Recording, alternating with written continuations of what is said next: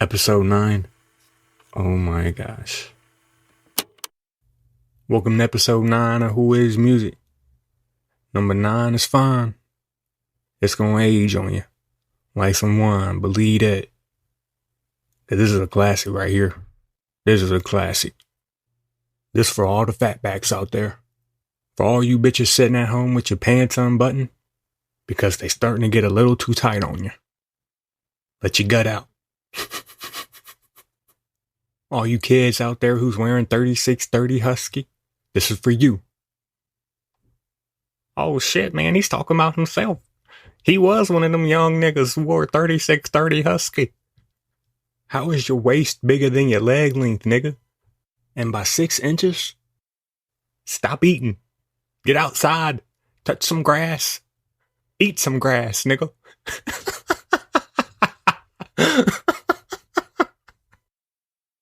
I think we need a law that doesn't allow people to eat while you're driving. Hear me out first. Hear me out. It's because we ain't got enough people who know how to do it. They think they better at it than what they are. Because what you don't do while you're eating while you're driving, you don't use sauce. You don't open sauce. Save your sweet and sour sauce for when you get home, nigga. Because as soon as you open it, you put it in your lap or in the cup holder and next thing you know, you're swerving. You're in a ditch. You just hit somebody. You ran a red light. You're a hazard to everybody out here because you're careless. And most of y'all are probably like, man, people should know that. You would think. But y'all must not know how many people there are out there who want to eat everywhere but at home. I seen this trend going around of a mukbang. A muk what? I ain't know what the fuck that shit was. When I looked it up, thought I was about to see some bitch gargling down some nigga's chicken leg dick or something. Ew. Oh my gosh. Ew. What? Gargling? I see tons of videos on social media of niggas trying some seafood boil or something in their car. They're good. Man, eat that shit in a restaurant. Let me see the scenery in there. What type of paintings they got up? They got any Michelobes or Luther Vandross hanging up in there? Luther Vandross? That's a musician. Luther. The nigga's name sounds like a painter though, for real. It does. Y'all want an extreme hot take though? No. Like this is extreme. Oh God. I think the Mona Lisa is a shitty painting. Why? The bitch is ugly. Okay. Like nigga, you couldn't have picked a better bitch to paint than her? No, I mean, come on. And that's how you know a nigga ain't had no bitches back then. You ain't got no bitch. Decided to paint. You ain't got no fucking bitches, nigga. What's wrong with painting? It's a form of art. A lot of people enjoy it. Say it helps alleviate stress. But bro, most of the people who be painting, they be painting nude things. So? Like thinking of some nude shit to put on somebody's body. Fucking putting a paintbrush in place where a nigga's dick is. That's what's in style now, bro. A paintbrush on a painting. Duh, you bitches are too smart for me. Or you're just too dumb, buddy, because you don't know how to paint. You didn't even take art until your senior year of high school. Dude, why do I need to know? If you didn't pass art, bro, you weren't passing. Why do I need to know how to paint? It's not an important life skill. Then why are you talking about the Mona Lisa? I think the real love isn't for the painting itself. It's for the things that it went through, because if you don't know, the Mona Lisa was stolen from the Louvre in 1911. They got it back 2 years later. So that's kind of why it's such a popular painting, along with when it was created. Probably one of the first pieces of memorable art. So it should be on everybody's bucket list to go to the Louvre and take a picture with the Mona Lisa. Okay, I'm going. It should be on all you bitches' bucket list. I'm going. And I've already done it.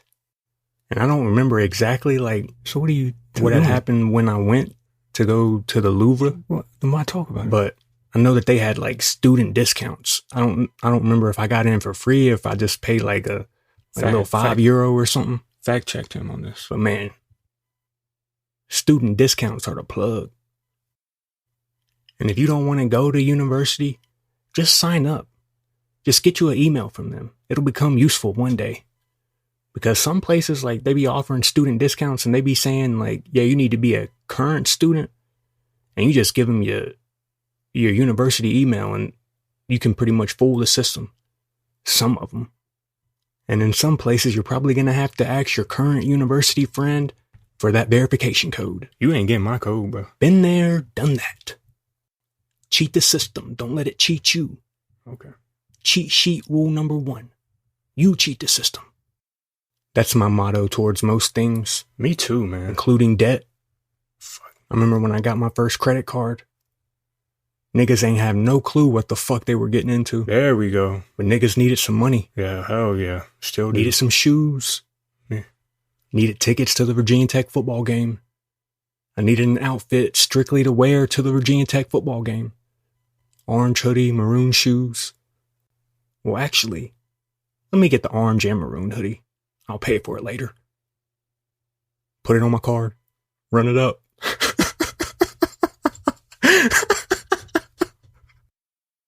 And I need new decorations for my crib. Let me get a new rug. Let me get some new cups. I don't really like any of the 30 cups that I have. Hey, Mom, you want some cups? Let me get 3 or 4 cups. Hey, Mom, you want some cups? That brings your total to $342, sir. Hold on, my mom is about Would you like to sign up and become a rewards member today and get 10% off your purchase? Hold on, my mom is getting some cups too.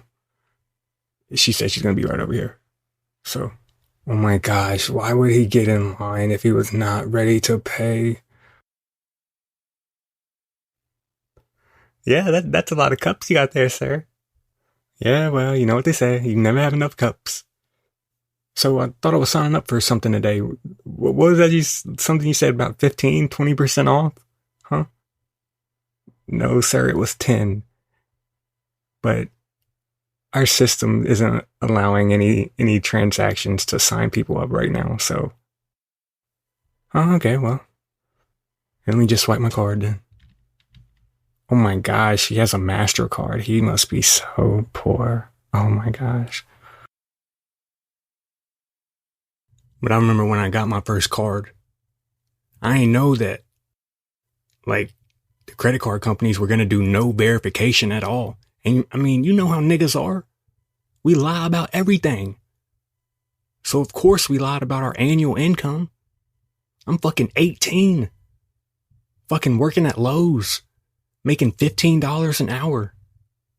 Annual salary is probably like 30 something. But I was studying computer science. Keep that shit on the low, bro. So I went to Google and I typed, what's the median salary for someone in computer science? These bitches don't need to know that you... $65,000 at the time. $65,000. So when I signed up for my credit card, I said my annual income is $65,000 because I'm projecting myself to be in tech. And for a college freshman, you would have thought my ass hit the jackpot. Because that was just one card. Once niggas maxed that out, best believe niggas was trying again. Ended up getting like, in total of cards, I had probably like $4,500 in credit limit. And was that smart on my behalf? Or dumb by a creditor? Because I spent that fucking money. And they ain't got that shit back yet. But don't worry, you'll get it back one day, maybe, if I become rich. Maybe. If not, you can kiss my black ass. Money's gone, nigga. But in total, I'm probably like $64,000 to $69,000 in debt, including student loans. And I'll be thinking that's a lot. It is a lot. But then I'll be seeing other people on the internet who decided to go and get 2 master's degrees or postdoctorate, whatever the fuck you call it. What is it? And they got like $200,000 in student debt. Like, nigga, y'all better get off my fucking ass about that fucking $60,000. And y'all better get on their ass. Y'all better get on their ass. I had fun with my money. For real. Like, for real. Good, man. Me too. I had too much fun with my money. And a lot of y'all probably didn't even go to college. Well, I did. And if you did, you probably didn't need financial aid as much as me. I needed that. Meaning you didn't get as much as me. Because my family didn't pay for a cent of my university experience. And college education loan companies, they love me. Sally Mae loved me. Because I ain't got no choice, but if I want to go to college, I ain't got no choice but to take on all these student loans. And when you're filling out financial aid, your like cost of living is included in the financial aid. So you get a student refund. And niggas practically stayed in university just to get this student refund.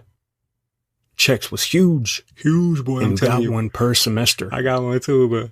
And normally, like, for the year, I probably got like 5,000 to 7,000. So if I got 7,000, I would get 3,500 per semester. Oh, that poor thing. He got a little small refund check, girl. He ain't get nothing like we did he? Me and you, we both got 10 each semester. Poor and dumb. And if you were a college freshman, what would be the first thing you bought with $3,500? Niggas bought an ounce of weed. So I could smoke and figure out what I wanted to buy next.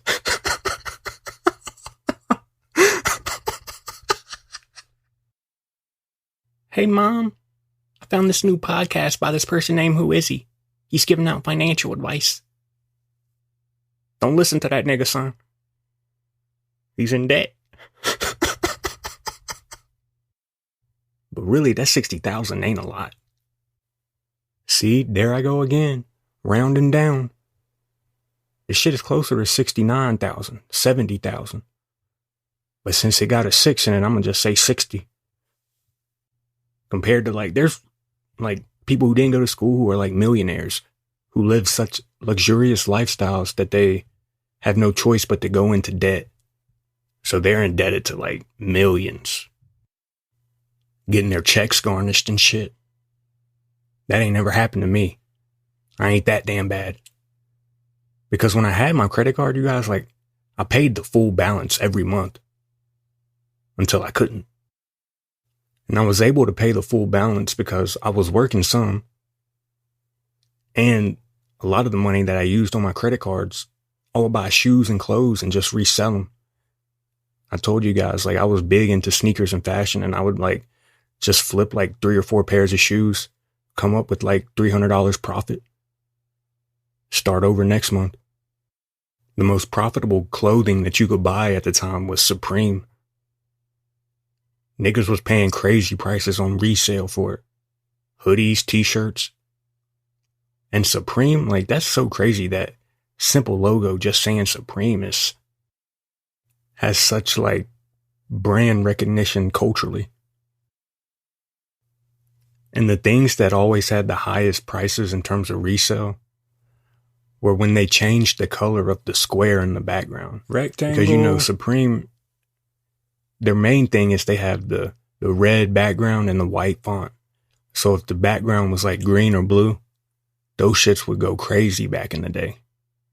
Now they just have so many different collaborations and ways of saying it that no longer exist. And of course you could buy Supreme because their storefront was the same as like other stores. I don't know if they ran on Shopify, but like, for example, Shopify. If you have a store that runs on Shopify and you can bought it, then you can bought any other store that runs on Shopify. Because you're not botting the store, you're botting the platform that the store runs on. And so I have probably 3 or 4 credit cards, 1 debit card. So I'm using a bot and all of these different cards attempting to check out. And the systems were smart enough at the time to not allow multiple purchases with the same card, but they weren't smart enough to handle different cards but the same shipping address. And with the bot, like, you would pre-save the specific thing that you wanted because, you know, they would announce what's dropping, but they wouldn't announce like the stock quantities and shit. And you pretty much had to speculate on what would have the highest resale value. Because niggas was buying Supreme to sell. We wasn't buying that shit to wear. And that's pretty much how I had my come up in the sneaker game, in the fashion world. But back to this, like, these student refunds. Because these shits was popping. The biggest one I got was the second semester while I was in Poland. I don't know why, but the second semester was higher than the one in the first. I got like close to $5,000. And in Poland, like $1 is already $4 over there. So, nigga, I was a king. I was a king over there. for 3 or 4 months. And that's how in the second semester, I was able to get like a single room, because each flat has 2 rooms and each room has 2 people living in it. But there was an American who came in the second semester, and we ended up vibing, and he said that he had a single flat, a whole flat to himself. And I was like, man, fuck, I'm about to go and get the other room with you. Because once my roommate from the first semester left, like, I kid you not, got you guys, the people who came in my room next was an Indian person. And I just made jokes about Indian people in the last one, but bruh, it was the first day and this nigga had like 6 people in the room, all barefoot, stanking up the joint. So I was like, nigga, I'm out. Because to get the single room, it was probably just like 800 zloty, $200. So I was like, yeah, fuck it. So that student refund money is how I actually got to travel around a lot too. The best place I got to go, it was like a 3-city trip over Christmas and New Year's, because I didn't go home or anything, and had a few friends that they didn't go home either. They were from Spain and Turkey. We went to Paris, Brussels, and Amsterdam. And this was my perfect kind of trip, because we did like no planning at all. We spent like 3 days in Paris, 2 days in Brussels on Christmas. One of my Spanish friends, he made everybody bacon, egg, and cheese sandwiches. He taught me how to make a bacon, egg, and cheese sandwich. It was a great present, for real. And like 3 or 4 days in Amsterdam on New Year's. New Year, new me. Amsterdam is definitely the best place to be on New Year's, you guys.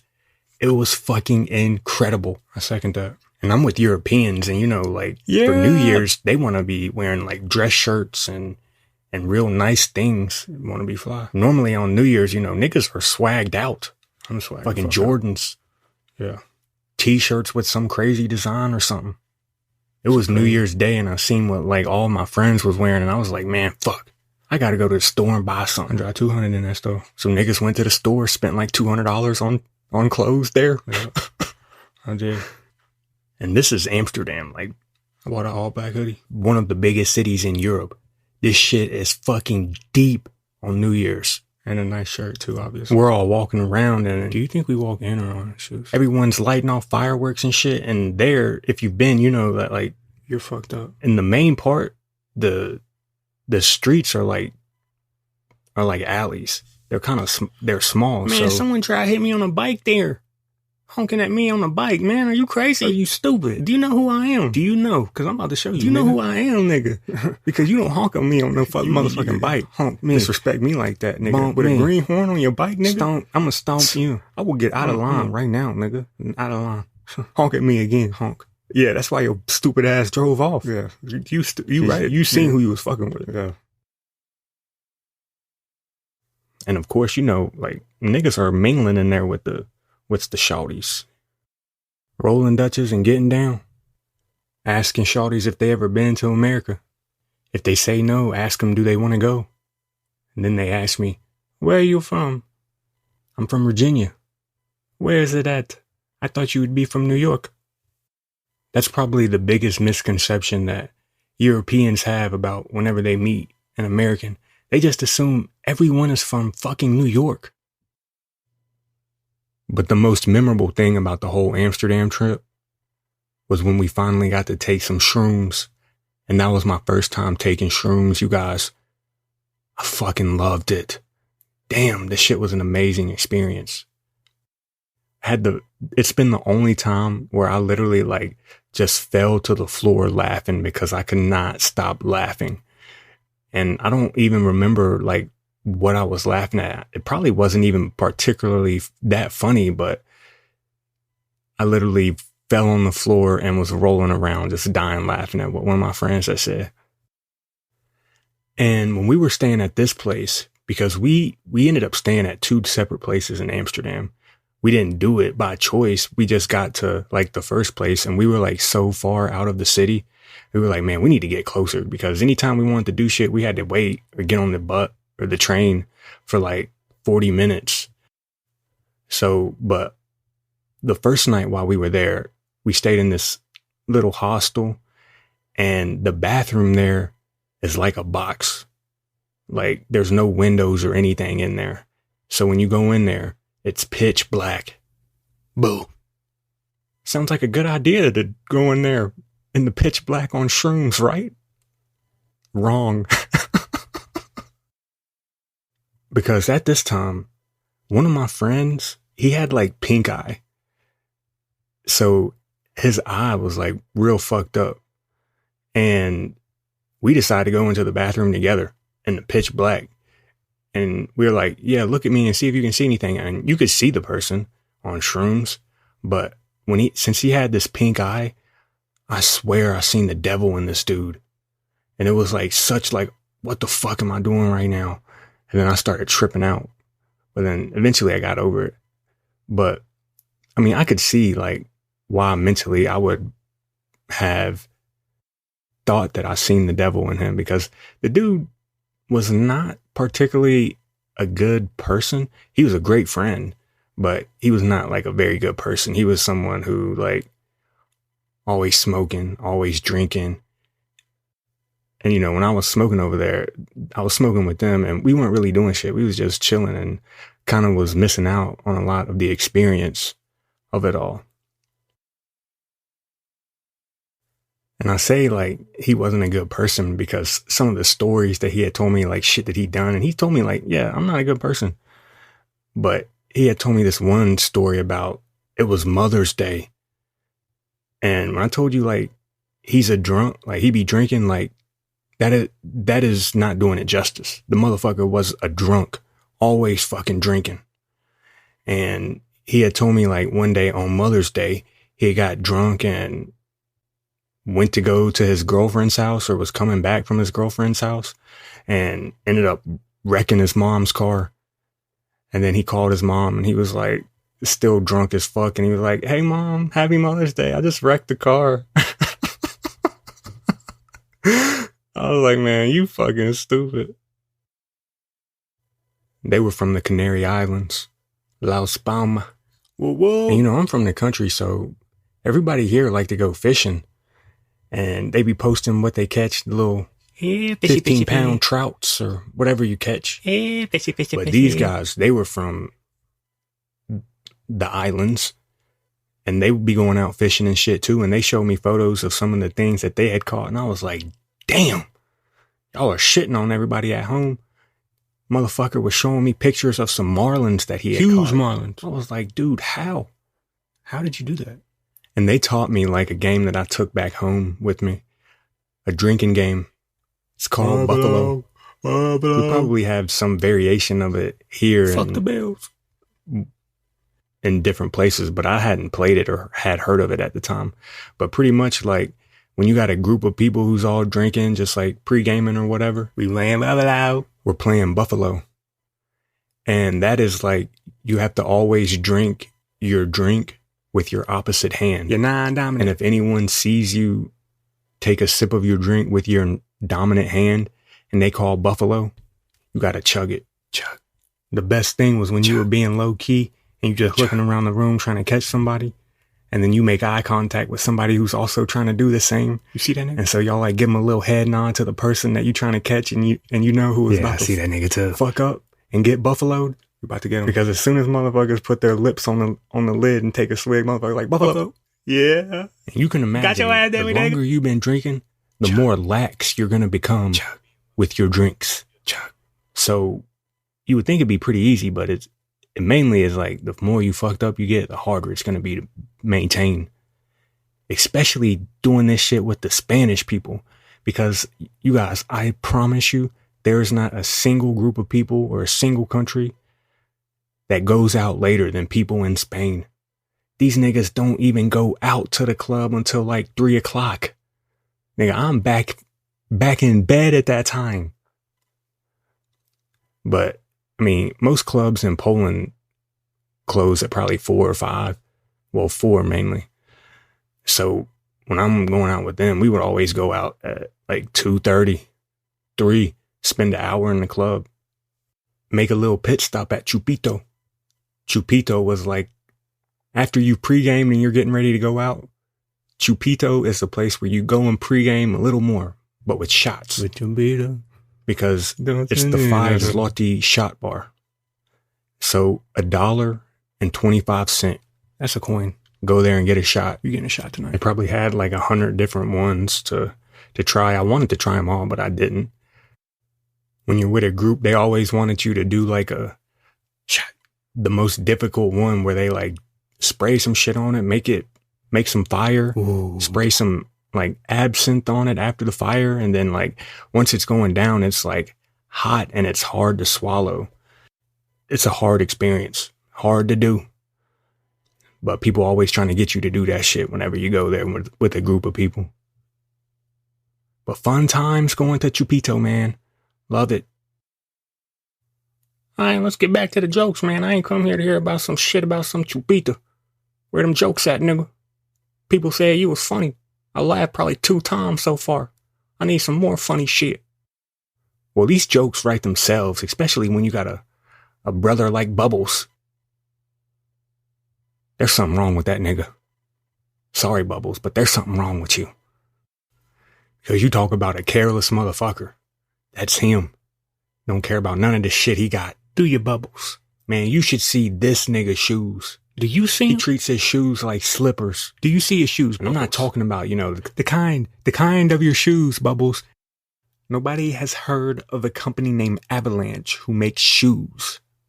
And trust me, Bubbles. Trust me on this. Nobody has ever heard of those Skechers either. Nobody. So, you're going to stop ordering your shoes from a nursing magazine and start ordering them from the internet. It's 2025, Bubbles. Get it together. Thank you. He don't care about nothing. And that's why the nigga was staying in a hotel recently. I seen him and asked him what hotel he was staying at. He said the Best Western. So you know I had to cut up. Time to cut up. Because you know I love the Best Western, Bubbles. We used to go every summer to the Best Western. Do you remember? We used to stay on the 3rd floor, room 314. It was our spot, Bubbles. Because I kid you not, you guys, like every summer, we would go to Virginia Beach and we would stay at the same Best Western. And my family, like, they specifically asked for a certain room. Like, y'all some picky ass niggas, man. Just take any fucking room you get. And there was no better feeling for my family than seeing a maid who they seen the year before and they're down there again the next year. Oh, girl, I ain't think you'd be down here again. I'm so glad you here. Yeah, girl, they got me slaving away down here. I'm still here. I'm gonna be here again next year, too. All right, you go, girl. I'll see you how long y'all here for this year. Oh, 5 days? Okay. I'm gonna see you around. Hey, Cody. I ain't seen you in a year. How you doing? I'm doing good. How you doing, Linda? Damn, you done picked up a couple pounds, Cody. How much you weigh now? Last time I looked, I weigh 199 pounds, Linda. Cody. You weigh 200 pounds, man.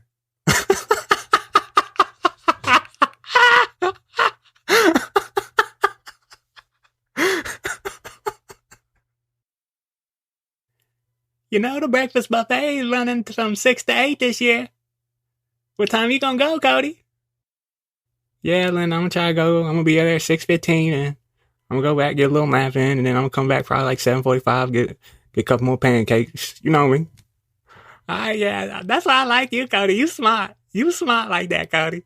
This is a buffet, girl. It's a buffet. You do it. Okay, I'll see you. Hey, Maria, go get room 314 a couple extra towels, please. Okay, thank you.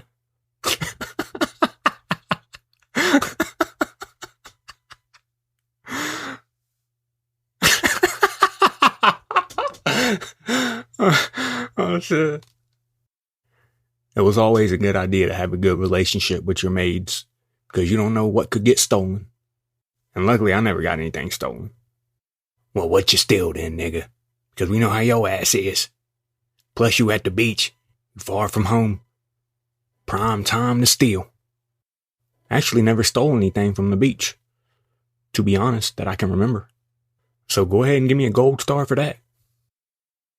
But I remember at Virginia Beach, they had like this little itty bitty fair on the boardwalk. And my family, they would like save up coins for me the whole year. And before we go to the beach, we go to a local coin star machine somewhere in the grocery store, cash all them bitches in. It was always nerve-wracking to wait and see if you actually hit triple digits this year. If my family saved up $100 for me in coins. And I would take all that money and I would go to the fair just to play on the basketball goal. Try to win me a basketball. Well, not all of the money. I would keep some of it for Dairy Queen. There ain't nothing better than Dairy Queen at the beach, especially on the boardwalk. Man, that shit hit the spot.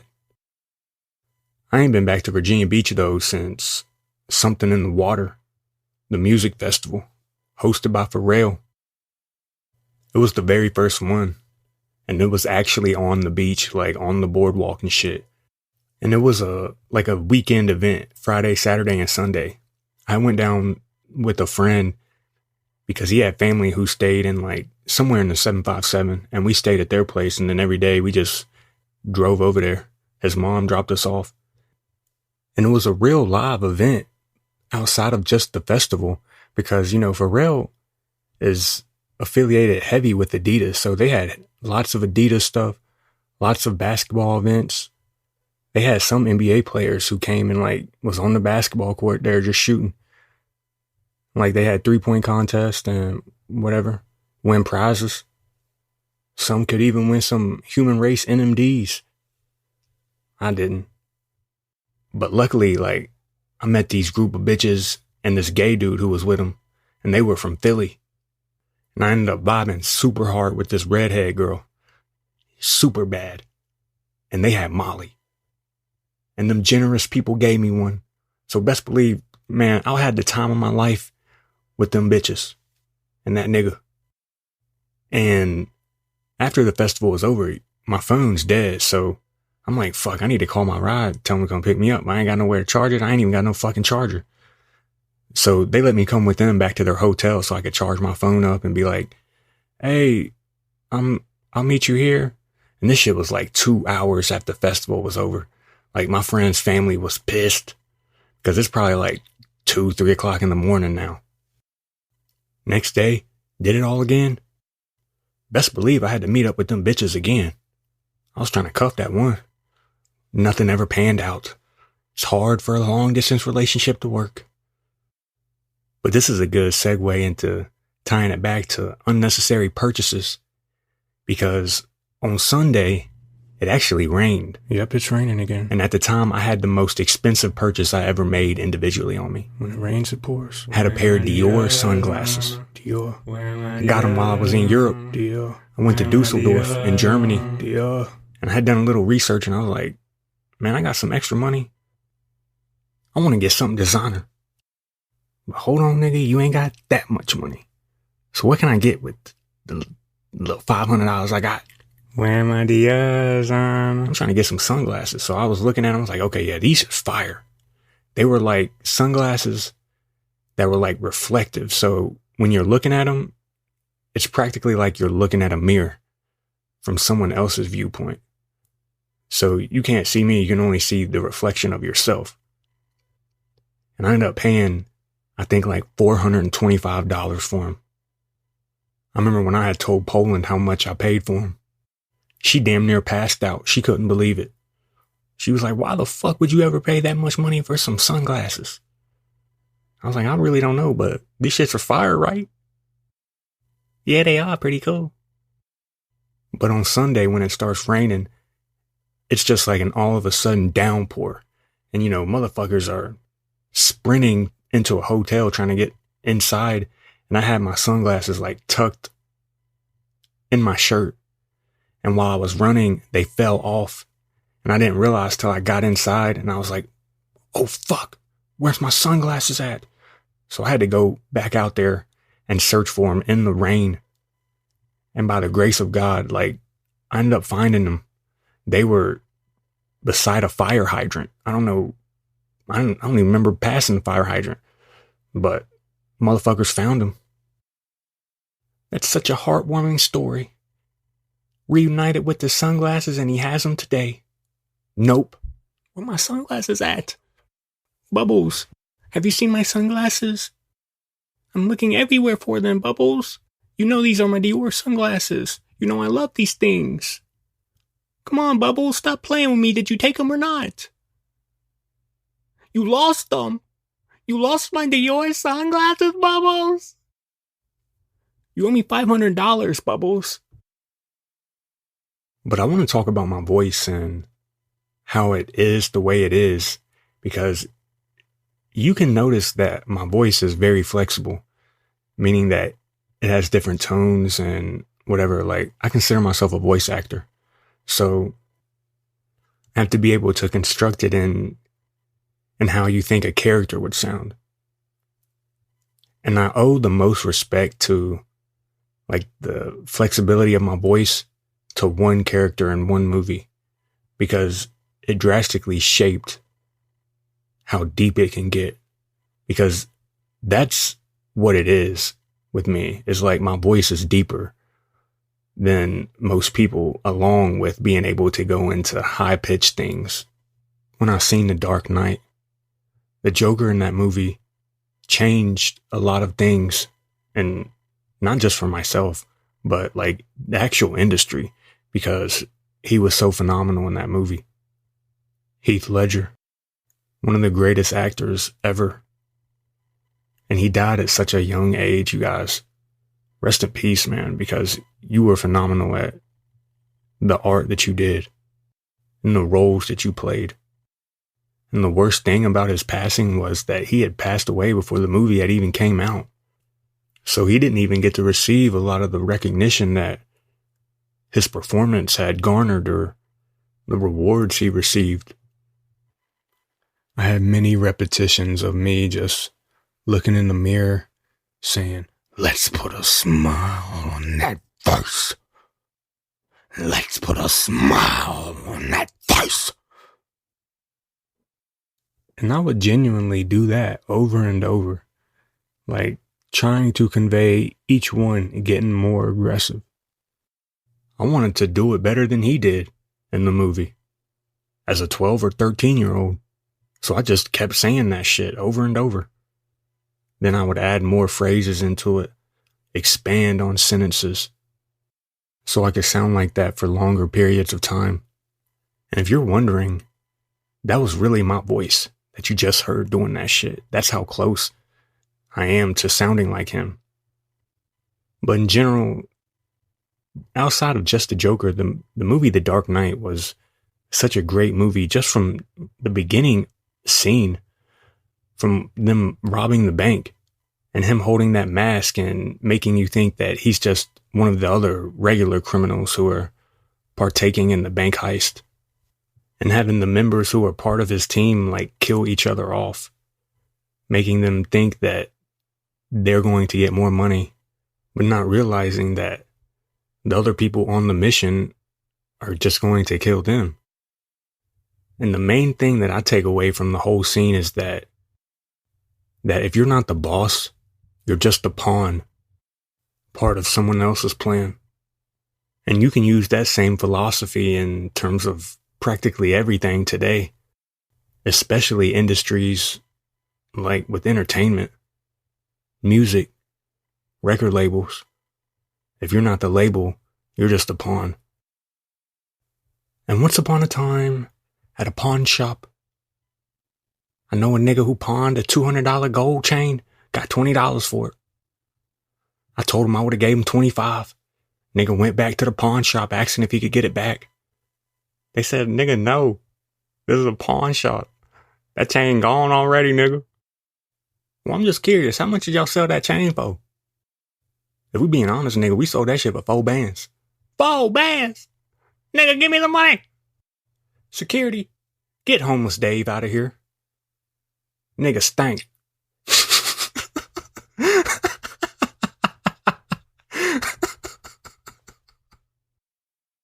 But not for real. Whenever I see like rappers' chains, I be like, man, what the fuck are y'all doing? What are y'all doing? Because sometimes they got like 3-4 different chains on. Maybe 7-8. And most of them be like huge chains. Like, I know them shits is hurting, like wearing all that shit. All that ice on you. Look like a nigga wearing a fucking steering wheel on his chest. Skeet! Type of car you driving, nigga? Skeet! I ain't even driving, nigga. I got a Tesla. Let me tell you about this it. shit pulled up on me. Let me tell you about it. Brought me here. Brought me here. And if I ever get in a room with like a bunch of rappers wearing some shit like that, man, I don't know if I'm gonna be able to keep my composure. I'm not. I'm gonna just be looking at this shit, be like, man, who approved of this? I didn't. Why did you do this? Why? They gonna be like, because it was $250,000. $250,000, nigga. That's worth more than your life. Probably. But hey, little chainsaw Gucci 4,000. What, nigga? I run a pawn shop down the street, man. If you ever want to pawn that chain, like, I got $1,200 for you. Word, bet. I got you. I can't even front. If I had tons of money like that shit, man, I'd probably buy some stupid ass chain too. Put a keyboard on there. Ice my keys up. Iced out keyboard. Iced out keyboard. Shit. You already know. Iced out keyboard. That's kind of a tough name. I'm a tough nigga right there. Keyboard. Not keyboard. I'm trying to control all the pieces on the game board. Like a what? Like Monopoly. Like a what? All broke people love Monopoly. Like a broke nigga. That way you can imagine what it feels like to be rich. Own some property. Or just do something for 6 hours. Forget about how broke you are.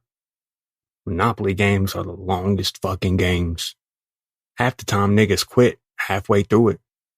I remember when I went over to a shawty's house for the first time, and I was really vibing with this shawty. I liked her.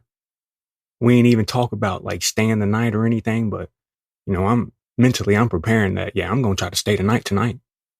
Had my overnight bag packed and everything. And I seen she had Monopoly. So I suggested we play. Just me and her. And I was like, shit, if we play this for 3 hours, man, she ain't got no choice but to let me stay. It's going to be so late. We've been playing and she's finally like, I'm getting tired. I think I'm going to go to bed. You want to come with me? I'm like, shit, yeah. So we go back there and I'm busting that shit down. And afterwards, I'm like, I think I'm going to go home.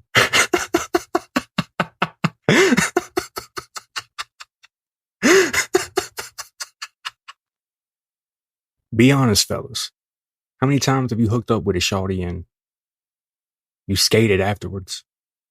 Too many for me to remember, honestly. I've done some bitches grimy. I apologize, ladies, but I don't know what I'm apologizing for.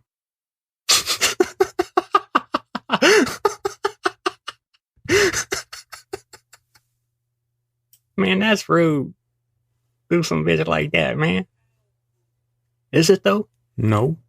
Cause I'm almost certain as soon as I was out the door, some bitches was probably texting a new nigga, getting to know them. Hey, big head. Asking them if they ever played Monopoly and shit. What you got to tonight? Using shit we did as conversation topics for a new nigga. You ever played Monopoly before? I ain't like that. Nah, baby. I go into every bitch new. I treat every bitch like a new bitch. I don't be recycling things or nothing like that. You want to play some Monopoly with me tonight, huh, baby? Okay, that sounds nice. Yeah, it's going to be a lot of monogamy. You keep acting like that. Mm-hmm. On the same property. Oh, Chainsaw Gucci. I get to see a new side of you tonight. Oh my gosh, Chainsaw Gucci.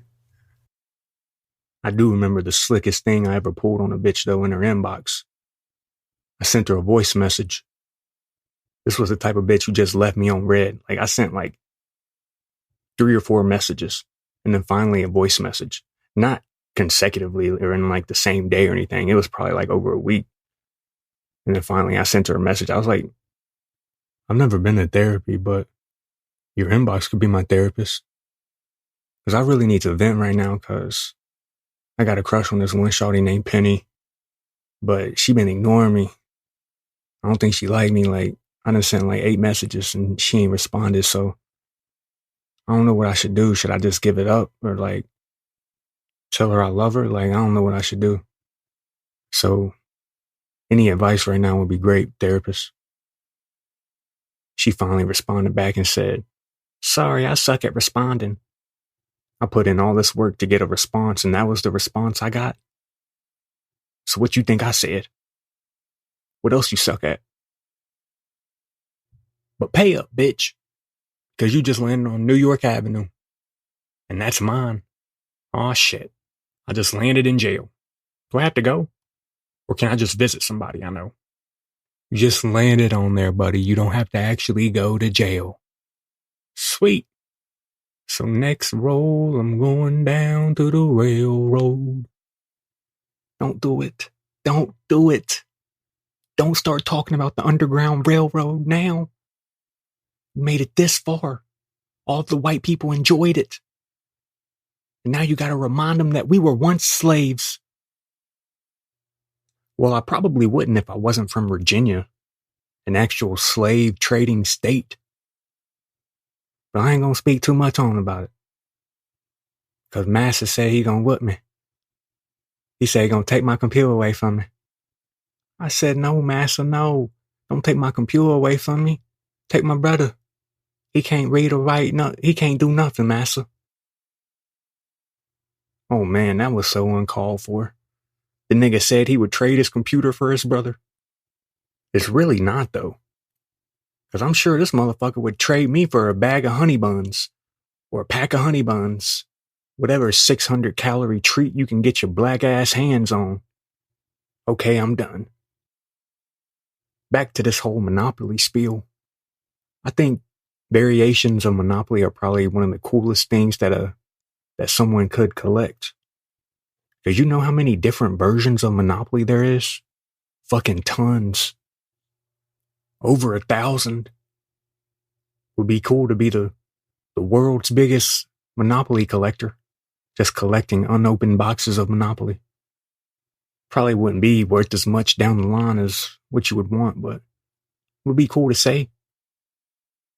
If y'all want a potential investment that you could buy and maybe like 20 years down the line, it will be worth like way more than what you buy it for, I would probably say it would be a VR headset, a first edition. Because you know how unopened iPhone 1s or the first iPhones, like those sell for crazy prices. And not just iPhones, consoles too, Pokemon cards. People want the first of something, and especially something that is like the start of a technological revolution. Shit will definitely be worth a lot of money in the future. Just the first edition ones. And they're already on like Meta Quest 3. But I think they're still on the first Apple Vision Pro. But man, who the fuck is paying $3,500 to keep an unopened virtual headset? And that's just one. I want to play on the motherfucker too. That would be $7,000. A whole year's worth of student refund money. If you buy it now and hold it for 20 years, you could probably pay off all of your student loans for real. If I was a student now, yeah, I wouldn't do that shit. Hold something for 20 years with my student. Nigga, please. I'm about to get high as fuck. I'm about to get high as fuck and buy a Halloween leprechaun costume. Mom, I'm about to be a leprechaun this year for Halloween.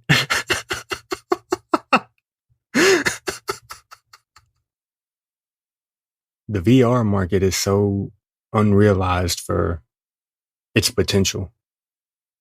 It hasn't achieved like mass adoption yet by everyone.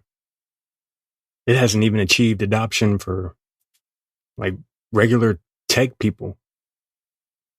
Like me, like I consider myself pretty techie. And I haven't even wore a VR headset yet. Mainly because I ain't had no discretionary income to go and buy one. If I did, I probably would just to go and, well, I mean, I definitely would just to see what it's about. What can I do with it at its current stage? But I'm always looking at things as like, in the end, how will these be used by the masses? It's going to create presence-based jobs, meaning that you actually being there immersively is the edge that we will have over AI. Who does this nigga think that he is? Fucking Einstein? The fuck is he talking about? I don't even know, honestly. I'm just bored. hypothesizing, thinking of weird shit. I don't even know what's all been built for it yet, but I know like it's just not up to the point where there's so many use cases on something that I would use it for. Like I know if they had like a VR, AR dating thing, you know, where instead of you're like swiping, you'll be like virtually face to face with this person and you can like connect with them and play some type of game, get to know them or whatever. Like that'll be cool. And at the end, you know, you could get a rating from the other person that goes into all of the other ratings that you received and give your profile or yourself an average grade. Because, you know, on current dating apps, that's not transparent. They don't tell you your score on how successful your profile is or anything. They just start showing you to people who they think is in your range. And there's certain things that you do on the app that like boost or reduces your score. Like if you like someone who is drop dead gorgeous and you know that they're not going to like you back, they're dropping your score because you ain't being realistic about your dating expectations. So if you like someone who is like a supermodel with no bio or anything, just photos of them pretty much showcasing, yeah, look how beautiful I am. Would you smash? Then they gonna drop you and they gonna start showing you to some duds, some milk duds, some little pieces of chocolate. So if I see someone like that who is like practically a 10, I don't even bother swiping on them. And that's why dating apps hate me, because I'm always trying to outsmart the system. So after like 2 weeks of matching with bitches, I'll just delete my account and start over. Get a new ELO score, because every algorithm always favors a new account. And yes, I've been banned a couple of times. But new number, who this? If you haven't heard of this application called Decentraland, look that shit up. And there, it's more of like avatar characters and stuff where you're running around in this big virtual environment, but it's owned by nobody. It's decentralized, meaning like you can go and buy plots of land in there and put up advertisements or put up like whatever. Build a casino in there that runs on the native token of Decentraland. You can build a casino on your virtual land and have people come into your casino and you get money for it whenever they lose and shit. But there's only one problem with that, you guys. What do you think is going to be more valuable? A piece of land in real life that only 1,000 people would ever really care about? Or some virtual land where the whole population can go and enjoy it and see things in there? Yeah, that's right. The virtual land is going to be worth much more than the real land. And niggas have already figured that out. So to buy pieces of land in Decentraland, fucking expensive, you guys. Expensive. Like one thing that I've seen people build is like a museum of like digital art. The most prominent pieces of digital art. You go in there and you can like look at it and shit and treat it just as like a regular museum, but just virtual. Digital art meaning NFTs, non-fungible tokens, one-of-one pieces. And in this museum, what if I don't want just one piece of art in there the whole time? I want a rotating pieces of art. I want people to pay me to put their stuff in my museum. I'm renting out space in my museum. I'm renting out the land that I own so advertisers can come in and advertise for a day. But I don't care about that shit, man, because I'm on social media scrolling. I just seen this bitch do a mukbang down a whole chicken leg. Looked at me straight in the camera and said she liked it. I said, you a freaky bitch, girl.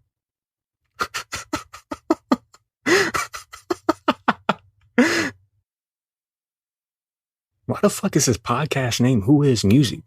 I thought he was going to talk about music in here. No, I just come to showcase music. Things I've written, things I've created. Show you guys I'm the most versatile man out there. So let me show you a little something. This is my newest song. It's a country song. It's called Everybody Clap. Because I just did it. Put them on my website, whoishe.com. One of ones of all of my songs. Meaning that you can go, that one person can go and own the rights to this song. One person.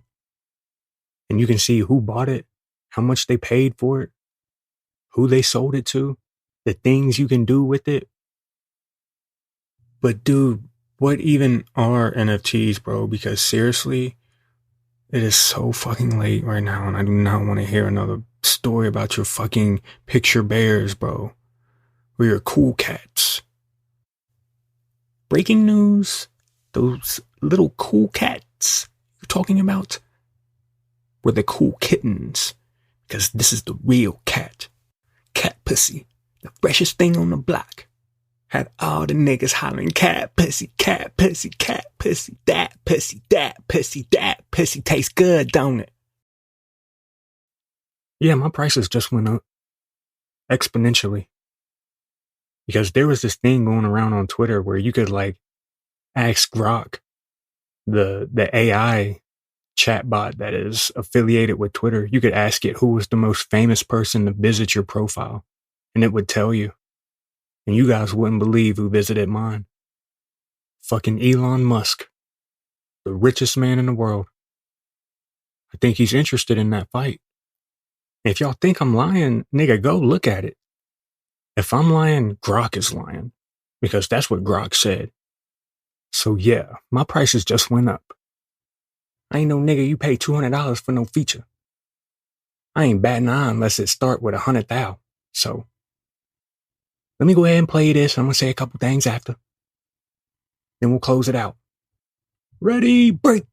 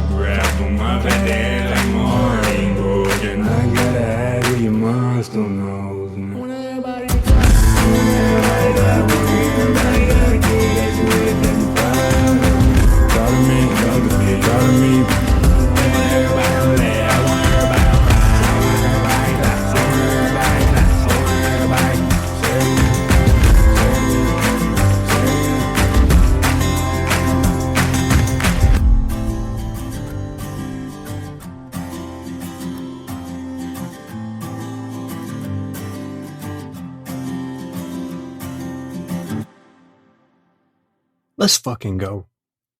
That's definitely the hardest song that I've made individually. without AI Drake. And what I want you guys to know about it is the monster verse.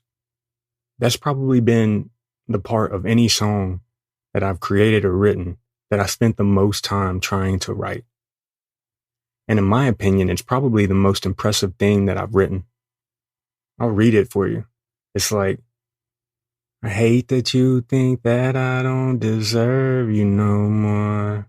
But it felt like the walls collapsed. Another one, let the monster grab 'em. I've had to act like my heart ain't broken. I gotta ask if your mom still knows me. Monster. Mom still knows me.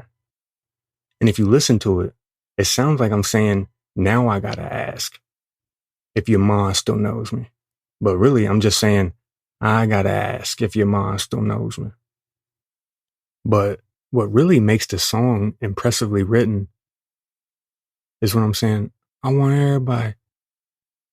And then the change to, I want everybody. I want everybody. I want to hear about it. So appreciate that. Appreciate how great that is. How great this podcast has been. How great all of the other ones have been. And my website, the things that I'm doing, breaking the mold, being my own person, living up to the name of Who Is He. Be proud of that, because I'm extremely proud of that. Even if I accomplish nothing in my life like you guys, I am extremely proud of that for myself. And I'm going to tell you, like, I'm getting emotional now because making this song, Everybody Clap, I promise you I never cried more than in any song, because it's the most powerful song that I've written. That's how much all of it means to me. Because if I'm doing something, I'm putting all of my heart into that, you guys. I don't know how to not do that, to not put my all into something. And I hope that all of you see that. So, if you enjoyed the podcast, leave it a review. Go buy your leprechaun costumes. It's going to be a dope Halloween this year, I promise. Use the code WhoIsHe when you're checking out. Get 10% off your purchase.